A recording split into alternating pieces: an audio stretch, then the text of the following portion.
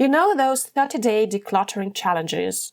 Yeah, this is not one of them. This is real-life decluttering, a normal week without marathons. Because honestly, who has 30 days to do anything straight? Between work, kids, and just life, there's barely time to breathe. And sometimes you just want to sit with a cup of tea, scroll like it's your full-time job, and pretend the mess doesn't exist. So the real question is, how much decluttering can a working and perpetually tired person really do in 6 busy days? Or let's say a week and a half, give or take a few nope not today moments. Let's find out.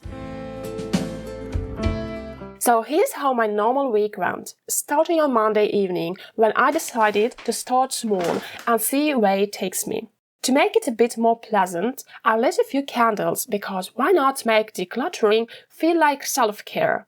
There was this bag of food containers and lonely lids taking up space on the kitchen counter. You know, the kind that's been waiting for someday forever. I gathered all the containers from the cupboard, the dishwasher, even the random ones waiting on the dish rack, and finally let go of everything without a match. Those lids that have been waiting for their soulmates for months, released into freedom. Now there's space on the counter again, and somehow it feels lighter. The next day, on Tuesday, I picked out a few things to sell, took photos and posted some listings online. Since Halloween was coming up, I even dug out an old costume, perfect timing for someone else's party. Let it bring joy to another home. And with winter and Christmas around the corner, I added a few more seasonal things. It felt really good, like I was giving things a second life instead of just throwing them out. Although, to be honest, their second life is still on pause in my decluttering in-between room for a few weeks now. Let's just say they are in transition. Midweek, I didn't have time or energy for decluttering, and that's okay. When you work and have a family, not every day can be productive. Sometimes, resting is the most productive thing you can do. Even Friday and the weekend turned out fully family-focused. On Friday, I took a day off and went with the kids to an indoor playground. Basically a paradise of slides, noise, and sticky fingers. Saturday was all about a birthday party for my son's friend and a figure skating practice for my daughter later in the evening. And you know what?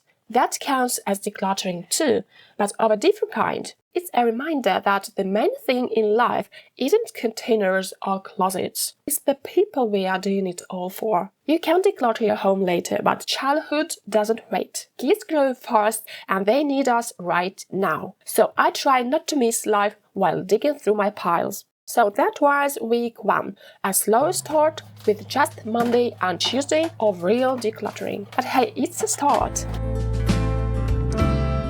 Monday came again and I was working from home. I finished a bit earlier than usual and decided to finally tackle the big one, the boiler room, that little dungeon of chaos that had become the symbol of Sunday. I told myself I'll just start and see how far I get. My husband and son joined in, which turned it into a kind of family project. My son loves sorting through stuff. For him, every forgotten box is a treasure chest. It was dusty, messy, and exhausting, but surprisingly liberating. And it turned out to be perfect timing, because when we finally reached the floor, we noticed something strange. The floor was damp and a bit moldy. Long story short, the boiler was leaking and could have burst any moment. So we had to order a new one that very day. So yes, yet another reason to declutter your house. You might just prevent a flood. Who knew a little organizing could save your home? After that adventure, I had zero energy left. So all the stuff to deal with later ended up piled in the hallway. And honestly, it's still there. But that's okay, because I have a system, my chain method. If you want to know more about it, check the video link in the description. Thanks to that method, I always know exactly where I stopped and what the next step is, once I find another free window in my schedule.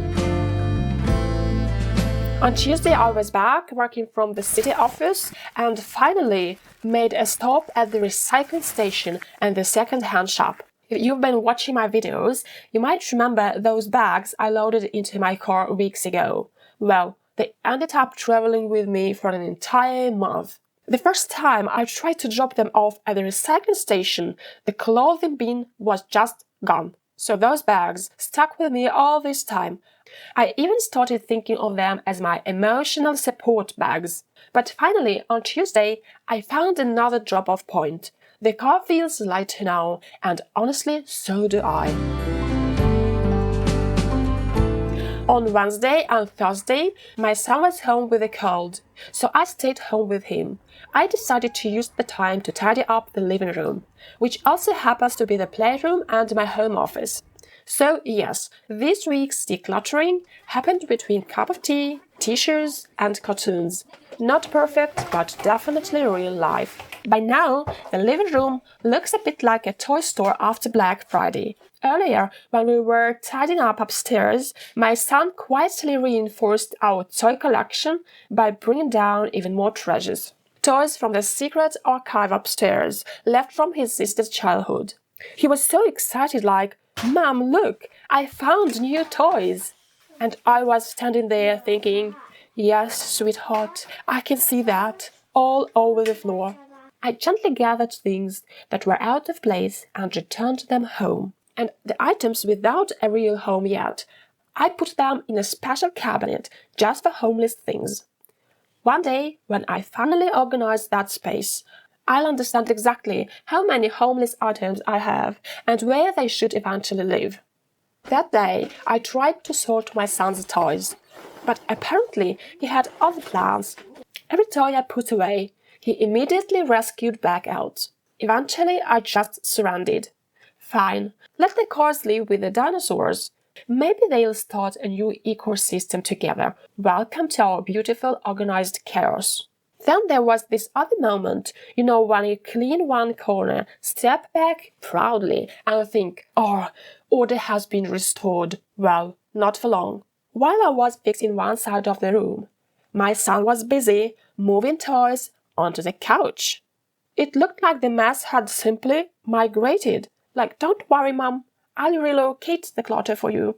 Apparently, we are raising a professional case coordinator.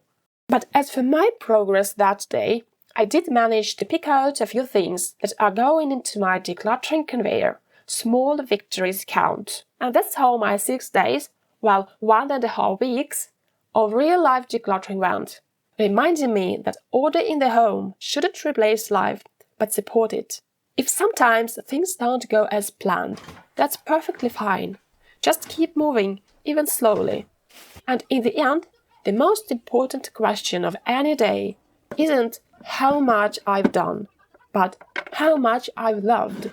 So tell me, how do you fit decluttering into your everyday life?